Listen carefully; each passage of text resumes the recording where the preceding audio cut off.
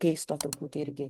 Kai tu nustoji bandyti išspręsti tuos prieštaravimus, atsiveria didesnis intelektas.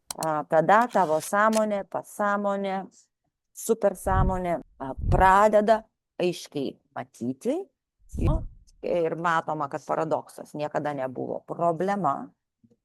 Problema buvo mūsų, kad mes nesugebėjom to paradokso išlaikyti. Todėl, kad vėl tiesa nesislepia vienoje pusėje. Tiesa yra pakankamai didelis laukas, galintis talpinti abi pusės, visas pusės.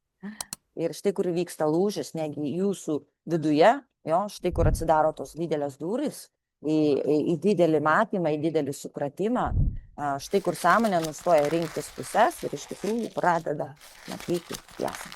Taigi paradoksas nėra klaida, gyvenimo paradoksas ir yra mūsų portalai. Taip kad nebandykit panaikinti savo prieštaravimų. Pasirinkti vieną pusę, vieną tiesą, vieną tapatybę. Nesirinkit vienos tapatybės, jūs esat viskas.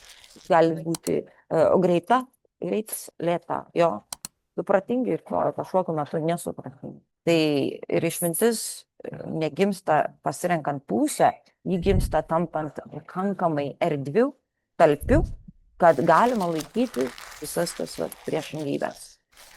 Sveiki atvykę į portalą Kosminė šeima mano. Ačiū, kad esate čia. Supraskit, kad kuo daugiau paradoksas gali išlaikyti, kuo jūs daugiau galite išlaikyti paradokso, nereikalaudami atsakymo, tikslaus žinojimo, tuo platesnė tavo sąmonė. Gerai? Tai va, myliu. Ačiū, kad esate.